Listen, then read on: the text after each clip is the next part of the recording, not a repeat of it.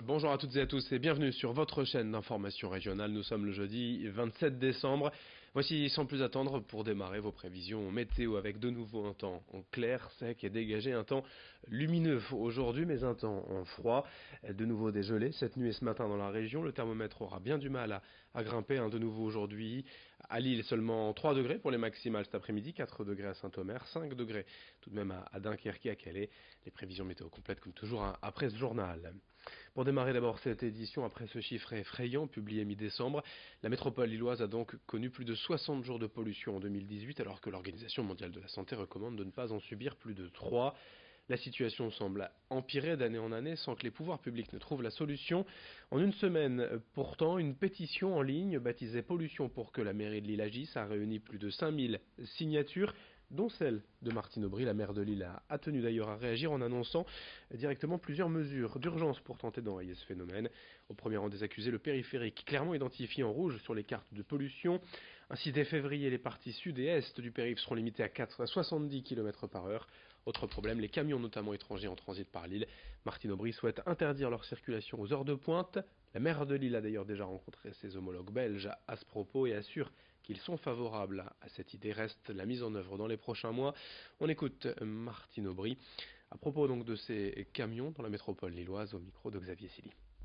Il y a une deuxième demande que nous avons faite avec le groupe socialiste apparenté de la métropole et bien sûr de la ville, c'est d'interdire les camions aux heures de pointe, le matin et le soir. Bien sûr, en aménagement, s'il en a besoin, les parkings relais, bien qu'il y en ait déjà beaucoup.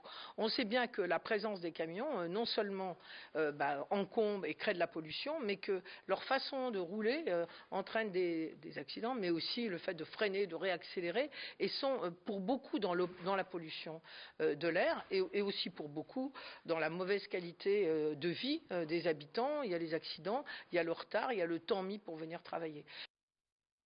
Martine Aubry a donc voulu répondre rapidement à cette pollution et montrant ainsi à l'opinion publique sa volonté de lutter contre la pollution, mais pour les associations notamment, Nord Écologie conseille que nous avons rencontré, ce n'est pas assez, il faut des mesures plus importantes, encore plus courageuses même, comme l'interdiction pure et simple de faire entrer les camions dans l'île. Les militants écologistes réclament aussi le retour de l'écotaxe qui permettrait, selon eux, de faire payer les pollueurs. Michel Hérault, secrétaire général de Nord Écologie Conseil, au micro de Xavier Silly.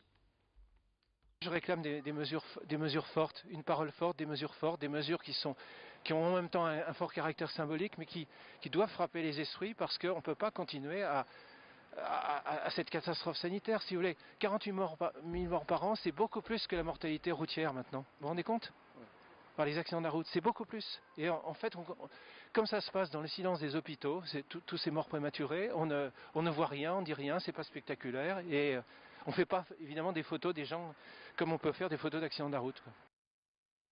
Dans un tout autre registre, à présent, Noël à peine terminé, vous pensez peut-être déjà revendre les cadeaux reçus au pied du sapin.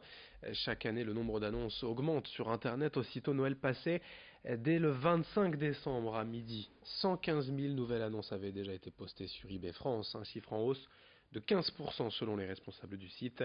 Mais pour ceux qui veulent revendre encore plus rapidement, les boutiques de revente et d'achat connaissent aussi un pic d'activité important juste après Noël et un mois plus tard. Les clients affluent pour tenter de vendre leurs cadeaux, c'est ce que nous a confirmé le directeur du cash converteur de l'île Gambetta, Guillaume Lamblin, interrogé par Lucilbert Constant. On a un petit pic avant les fêtes, après les fêtes. Surtout ce qui marche bien, c'est les reventes de cadeaux, les doublons, surtout tout ce qui est lié aux jeux vidéo. Encore ce matin, on a eu un petit exemple d'une console toute neuve arrivée, qui est un doublon en cadeau.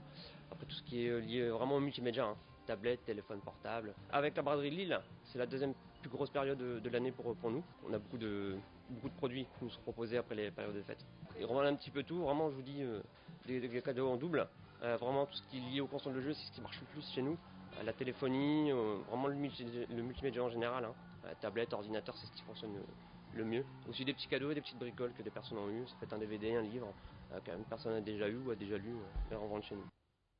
Le grand angle de la rédaction à présent à la découverte d'un lieu réservé aux femmes à Lille. Ratiba Mokri est une artiste à l'origine d'un café associatif chez Joueur. Son objectif, son idée est de redonner de la visibilité aux femmes dans l'espace public, qu'elles puissent s'approprier de nouveau les quartiers. Reportage sur place signé Xavier Silly. Bonjour Annick. Bonjour. Ça va? Ouais, ça va.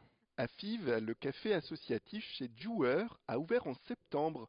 Sa particularité, il est réservé aux femmes. Ratiba Mokri, la fondatrice, veut leur redonner une visibilité perdue dans ce quartier depuis des années. Quand des fois je discute avec certaines femmes, quand j'ai commencé à travailler sur le projet, elles me disent mais nous on passe pas dans la rue Pierre-le-Grand, on la détourne. Ça stagne beaucoup, avec les terrasses, puis le trafic aussi. De ce fait-là, ça draine comme ça une présence des hommes dans la rue qui est très importante, quoi. C'est beau, hein, c'est pour toi. Devant chez Jouer, les passants peuvent entrevoir des parties de rire, des ateliers de crochet et des expositions. Myriam, désormais habituée, a ainsi pu redécouvrir le voisinage. On a redécouvert un peu le quartier ensemble, les lieux associatifs de Fives qui sont très très très nombreux et qu'on ne connaissait pas. Donc beaucoup de liens avec les femmes de Fives. Chez Jouer est un lieu laïque pour toutes celles qui souhaitent se retrouver en dehors de chez elles, d'où qu'elles viennent. On vient ici avec son histoire personnelle.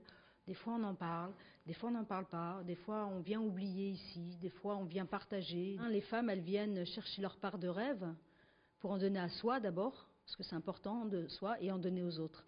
Et aussi on va jouer de la vie ici. De la vie, des allées et venues au féminin dans les rues de Fives qui ne font que commencer. Allez, au revoir.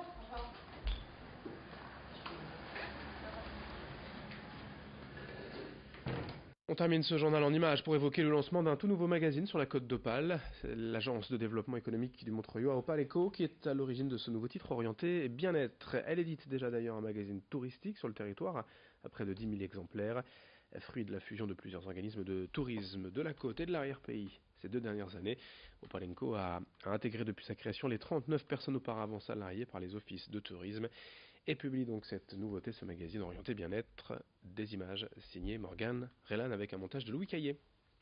Fin de cette édition, merci à vous de l'avoir suivi. Nous sommes le jeudi 27 décembre, dans un instant, d'autres infos, d'autres images à suivre.